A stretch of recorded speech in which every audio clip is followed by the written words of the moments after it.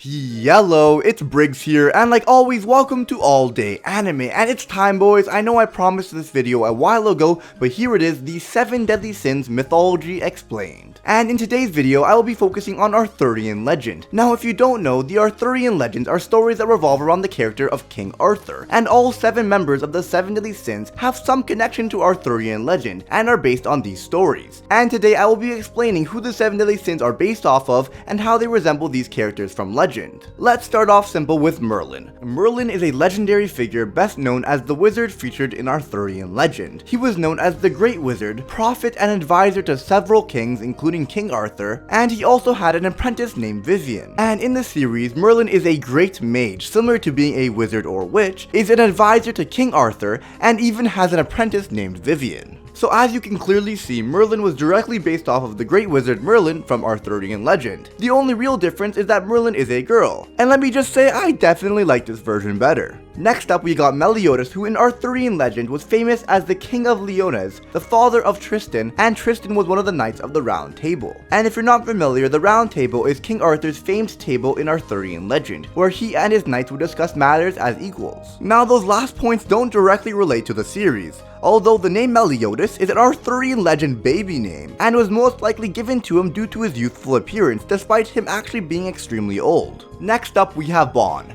According to Arthurian legend, he and his brother Bors are kings, like Mellie Otis, and like Mellie Otis, Bon's biggest claim to fame is his son, none other than Sir Lancelot, both King Arthur's best knight and worst traitor. In the legends, King Bon is married to Elaine. Elaine also happens to be one of the names that the Lady of the Lake, ruler of Avalon and powerful magician, is referred to as, so there's a possible double reference there. Also, Arthurian Bon cheats on Elaine with another woman and fathers an illegitimate child. Though as you know, Bon from the 7 Deadly Sins is extremely loyal, and I highly doubt the mangaka would adapt this part of the legend, considering how much he depicts Bon to care for Elaine even after her death. But you know, Jericho is always a thing, just saying. Next up, we have King. King is a pretty typical fairy. According to folklore, fairies use magic to disguise their appearance and to fly. The cute wings came later. You find the real story though through King's full name. Harlequin is a French term for something of a cross between a clown and a mime. Dig even deeper and you find King Hurla. In the story, King Hurla is a human who is tricked by a dwarf. The two agree to attend each other's weddings, and the dwarf makes a perfect guest. A year later, Hurla travels to the dwarf's home in the fairyland for his end of the bargain. King Hurla discovers that the people he left have been replaced by strange people he didn't recognize. Much like King in the anime, a feast that Hurla thought only lasted 3 days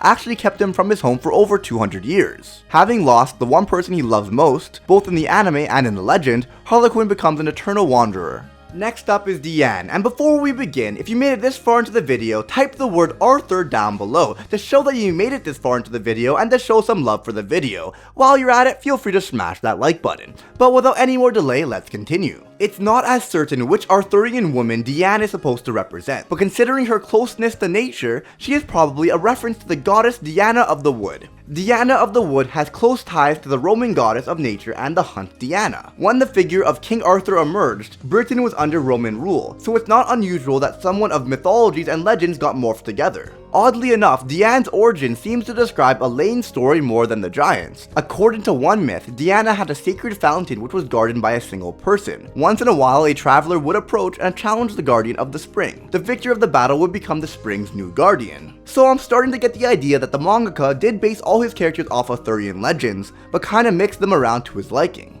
Next up, we have Gowther. Gowther. The story of Gowther's Arthurian equivalent is so ridiculous and terrible, and honestly only has a slight relation to the Gowther we know.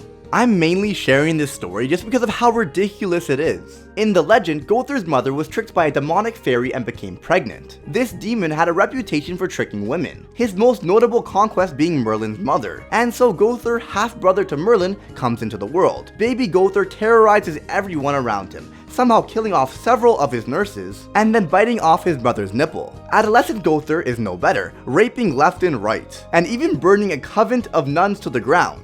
One day, Gowther finds out that his father was a fairy, and by finds out, I mean he threatens his mother with a sword until she admits it. Somehow knowing his dad wasn't human makes Gowther completely change, and immediately run to the Pope in Rome to ask for forgiveness for his sins. The Pope agrees, but under two conditions. Gowther is forbidden from speaking, and anything he eats has to be chewed by a dog first, because apparently rape, arson, and murder can be forgiven through humiliation. Gowther becomes an emperor's fool. Soon fighting breaks out and Gowther emerges as the best fighter, thanks to a magical horse and a suit of armor that makes him invincible. Every night the armor is a different color, and no one except the emperor's mute daughter knows his identity. On the final night of fighting, Gowther is wounded, so much for that invincibility. The emperor's daughter is so worried that she leans too far out of her window and falls to her death. At her funeral, the mute daughter wakes up and tells everyone that she's forgiven Gowther for his sins, and that they can both speak now. They get married and Gowther builds a covenant where the nuns can pray for the nuns he killed. I can't even say this, guys. They get married and Gowther builds a covenant where the nuns can pray for the nuns he killed. I guess the connection to the anime is the name Gowther, rape, even though he was falsely accused, and having a relationship with a ruler's daughter. Honestly, I just wanted to read the story because I found it so ridiculous and funny. And finally, Escanor. In Arthurian legend, there are two characters with the name Escanor, including Escanor le Grand, who was raised by a giant and a witch and is said to be a very large man, and Escanor le Beau, the nephew of the first Escanor, who was a handsome young man and eventually retired to a life of hermitage. Escanor is based on the first, who was said to grow stronger until noon when his strength began to diminish, and was eventually defeated by Sir Gawain. Bonus fact, Gawain may actually be based off of Hawk. Gawain's name is actually a morphed version of his true name, Gawalala. In Welsh, that means Hawk of May. Gawain was loyal, chivalrous, kind, and an ideal knight. That certainly sounds like the Hawk we all know and love. And that is the end of this video. I do hope you guys enjoyed. If you did, be sure to smash that like button to let me know. Subscribe if you haven't already. And just like that, I will see you guys all next time, dudes. Shin PAKUUU.